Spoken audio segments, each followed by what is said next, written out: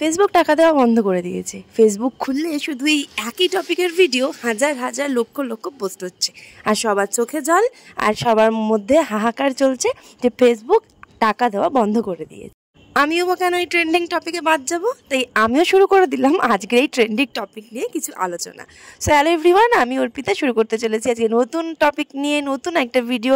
Please সাথে থেকো আর ভিডিওটা অবশ্যই কন্টিনিউ করো। ফেসবুকের রিলস পোস্ট সব কিছুতে যখন টাকা কমিয়ে দেওয়া হয়েছে তখন কিছু মানুষের প্রচুর সমস্যা হচ্ছে, কিন্তু কিছু মানুষের সমস্যা হচ্ছেও না, যে টাকা দিল বা না দিল তাতে কোনো রকম মাথা ব্যথা নেই। সেই গ্রুপেই কিন্তু আমিও পড়ি, যাদের কাছে কন্টেন্টের অভাব নেই, যাদের কাছে প্রচুর কাজ রয়েছে, যাদের সময় কাটানোর মতন অপশান রয়েছে, যাদের হাতে সময় খুব কম থাকে, তাদের অত সময় থাকেই না যে ওই সময়টা নিয়ে ভাববে যে ফেসবুক টাকা দিল কি দিল না। আমরা কাজটাকে নিয়ে ভাবি, কাজটাই হলো আমাদের কাছে মেন, যেটা নিয়ে আমরা ভবিষ্যৎ গড়ার স্বপ্ন দেখি, আমরা ইনকাম করার স্বপ্ন দেখি। ওই ফেসবুক থেকে দুটো স্টার আর একটু লাইভ করে ভিডিও করব, সবার সিম্প্যাথি পাওয়ার চেষ্টা করব, হাজার হাজার সময় ঘন্টা ধরে সবার সাথে বক করব, এই জিনিসগুলো করে কখনো ইনকামটা দীর্ঘস্থায়ী হয় না। সেই ইনকামটাকে দীর্ঘস্থায়ী করার জন্য নিজের স্কিলটাকে আপগ্রেড করতে হয়। নিজের স্কিলটাকে আপগ্রেড করলে ইনকাম করা নিয়ে কখনো এত চিন্তাই করতে হয় না। হ্যাঁ, এই ফেসবুক প্ল্যাটফর্মে এসে অনেকে অনেক রকমভাবে উপকৃত হয়েছে, আমরাও যেমন উপকৃত হয়েছি যে আমাদেরকেও 5টা মানুষ চিনছে, আমাদের কাজ সকলের মাঝে পৌঁছে যাচ্ছে এবং তারা আমাদেরকে দিয়ে ভরসা করিয়ে তারাও কাজ করছে এবং আমাদেরও 2 পয়সা রোজগার হচ্ছে।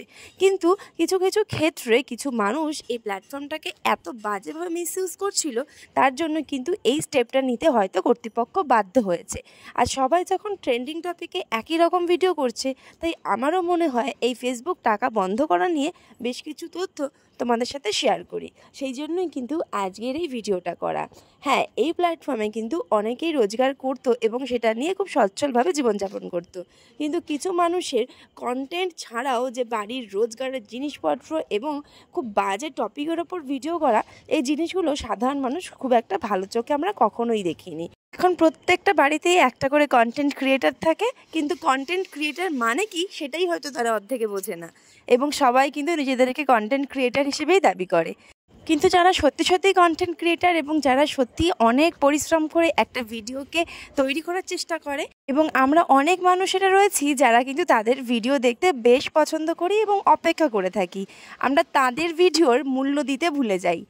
সেই জন্যই কিন্তু বর্তমান সমাজের অবস্থা এতটা বিকৃত মস্তিষ্কের তৈরি হচ্ছে। যত দিন এগোচ্ছে তত আমরা নিজেদেরকে হারিয়ে ফেলছি এই চারিদিকের এই জাঁকজমকপূর্ণ সোসাইটির মাঝে। আমরা পরিবারকে সময় দিতে ভুলে যাচ্ছি, মায়েরা বাচ্চাদের সাথে সময় কাটাতে ভুলে যাচ্ছে, বাচ্চারা পরিবারকে মিস করছে, এইভাবেই কিন্তু দিন এগিয়ে চলে।